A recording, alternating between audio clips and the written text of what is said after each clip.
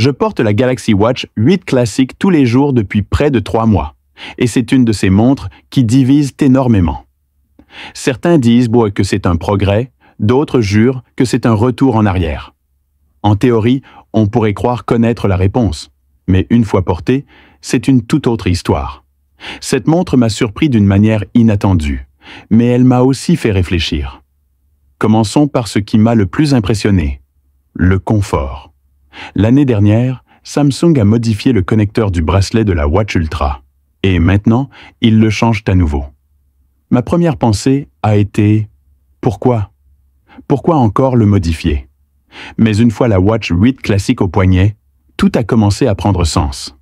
Le nouveau système de boucle épouse le poignet plus étroitement qu'avant.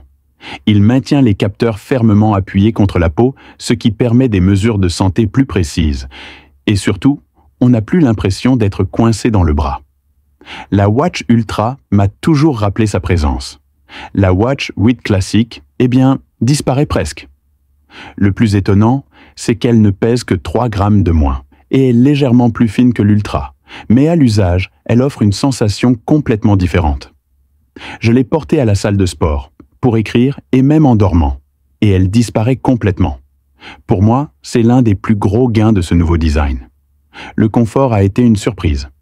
C'est l'écran, en revanche, qui m'a déçu. Ils l'ont réduit cette année, environ 0,2 pouces plus petit que l'Ultra. Cela peut paraître peu, mais si vous êtes habitué à un écran plus grand, vous remarquerez immédiatement la réduction. Pour être honnête, la qualité de l'écran est excellente. Sa luminosité atteint 3000 nits. La visibilité en extérieur est donc toujours au rendez-vous. Les couleurs sont nettes et éclatantes, et honnêtement, la qualité de l'écran est excellente. Mais la réduction de taille n'était pas nécessaire, et honnêtement, c'est un peu comme un recul. Il y a un changement qui me plaît vraiment, cependant. Le retour de la lunette rotative, qui est plus performante que jamais. Les rainures sont plus profondes, le toucher de l'écran est plus agréable et, franchement, elle incite à la rotation. Mais ce n'est pas seulement une question de sensation, c'est aussi pratique. On peut passer rapidement d'une tuile à l'autre ou faire défiler image par image avec précision. C'est bien plus fluide que de faire défiler l'écran. La lunette rotative a toujours été la signature de Samsung et c'est un plaisir de la voir revenir. Quant au design général de la Watch 8 Classic, il est controversé. Certains la détesteront, d'autres l'adoreront, et il y a des gens comme moi qui sont partagés entre non. Et enfin, ce design est vraiment cool. La Classic a un look unique, pas une simple montre connectée ronde qui se fond dans la masse. C'est pourquoi je l'apprécie encore plus. Et en prime, la lunette surélevée protège l'écran. Toutes les Galaxy Watch que j'ai possédées avant l'Ultra ont fini par se rayer. Mais l'Ultra et maintenant la Classic sont restées impeccables. C'est un choix de conception important sur le long terme. Samsung a également résolu ce problème de charge avec la Watch 8 Classic.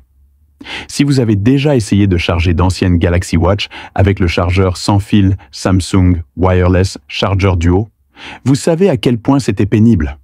Les bracelets incurvés forcèrent la montre à s'incliner, ce qui obligeait à les retirer ou à les appuyer pour la charger. Ce problème est désormais résolu. Le nouveau système de boucle plate assure une fixation parfaite, mais la charge sans fil inversé est toujours absente. Impossible de la placer à l'arrière de votre téléphone pour une recharge rapide. Samsung affirme que les nouveaux capteurs interfèrent, mais cela n'enlève rien à la frustration. Les vitesses de charge ne sont pas beaucoup plus rapides non plus. Le 0 à 100 prend environ 1 heure et 24 minutes. L'Ultra prend plus de temps, mais c'est dû à sa batterie plus grande.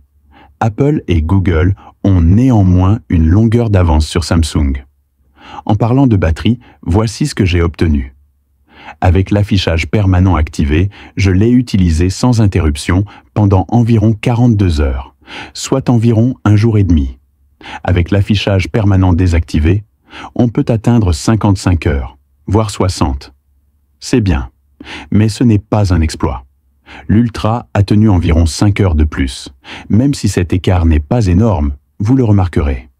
Mais le vrai problème, c'est la lenteur de la charge, car la charge rapide n'est pas disponible. Si Samsung avait utilisé la batterie plus grande de l'Ultra, l'expérience aurait été bien meilleure. Voici un détail inattendu. Les haut-parleurs sont moins puissants que ceux de la Watch Ultra, et vous le remarquerez immédiatement. Je n'utilise pas les haut-parleurs de la Watch pour écouter de la musique, mais je les utilise pour parler à Gemini. S'ils fonctionnent bien dans une pièce calme, ils peinent dans un environnement bruyant. La Watch Ultra ne présente pas ce problème. Peut-être ont-ils affiné la Watch au détriment des haut-parleurs, mais dans tous les cas, c'est un recul. Au moins, la capacité de stockage a été augmentée. Elle atteint désormais 64 gigaoctets, ce qui est nettement supérieur aux besoins de la plupart des utilisateurs, mais l'espace supplémentaire en vaut la peine. C'est la performance qui fait toute la différence sur cette montre. La puce 3 nanomètres est ultra rapide. Les applications s'ouvrent rapidement, les animations sont fluides et il n'y a aucun décalage. Les notifications apparaissent instantanément, sans délai. Il y a quelques années encore, les montres Galaxy semblaient lentes par rapport aux montres Apple. Cet écart a disparu aujourd'hui. La montre classique est aussi rapide et fluide que n'importe quelle autre.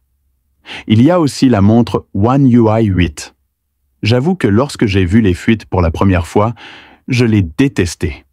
Des carrés en forme de pilule sur un boîtier carré et un écran rond. C'était illogique, mais l'utiliser en vrai m'a complètement fait changer d'avis. Les carrés sont épurés, ils affichent plus d'informations d'un coup d'œil, ce qui signifie moins de défilement. La barre Now est unique, et revenir à ce que vous faisiez est simple et rapide, qu'il s'agisse de reprendre une séance d'entraînement ou de contrôler votre musique. Les animations sont soignées, l'agencement est logique et, globalement, Samsung a enfin trouvé l'équilibre entre forme et fonctionnalité. La Gemini est également mieux intégrée. Appuyez sur le bouton d'accueil ou prononcez le mot magique et la montre apparaît instantanément. Je l'ai utilisée pour mes entraînements, mes messages, mes questions rapides, etc. Ce qui m'a le plus impressionné, c'est sa gestion efficace des suivis. Elle mémorise le contexte, vous évitant ainsi de tout recommencer à chaque fois. Il ne manquait qu'une commande vocale, comme Google l'a fait avec la Pixel Watch 4, ce qui aurait été parfait. Le suivi de la santé bénéficie également du nouveau système Luxe. Le biocapteur est plus proche, offrant de meilleures mesures. Samsung a également ajouté de nouvelles fonctionnalités. La charge vasculaire, qui mesure la pression exercée sur vos vaisseaux sanguins, un indice antioxydant et une façon ludique d'afficher la quantité de fruits et légumes que vous consommez. Ce n'est pas impressionnant d'un point de vue médical, mais cela vous incite à adopter des habitudes plus saines. Il existe également un coach de course adaptatif avec allure en temps réel et retour audio, en plus des suivis habituels de l'ECG, de la tension artérielle, de la composition corporelle et du sommeil. Le véritable atout réside dans la façon dont il transforme les chiffres bruts en informations exploitables. On m'a suggéré de réduire ma consommation de caféine avant de me coucher, d'ajuster mes horaires de sommeil et même de mieux équilibrer mes séances d'entraînement. Le tout est complété par un score énergétique, un indicateur quotidien simple qui indique mon niveau de préparation physique et mentale pour la journée à venir. On a moins l'impression d'être un gadget, mais plutôt d'avoir un coach personnel à son poignet. Et si vous regardez cette vidéo sur le Galaxy Z Fold 7, c'est encore mieux. L'écran plus grand donne à vos données de santé l'allure d'un journal personnel, organisé, clair et faciles à digérer. Mon verdict final sur la Galaxy Watch 8 Classic? Du côté positif, le confort a été grandement amélioré. La qualité de l'écran est excellente, la lunette rotative est de retour et fonctionne mieux que jamais. Les performances de la nouvelle puce sont rapides et fluides, et les fonctionnalités de santé fournissent des informations vraiment utiles. Mais tout n'est pas parfait. L'écran est plus petit que celui de l'Ultra. Les haut-parleurs sont sensiblement plus faibles.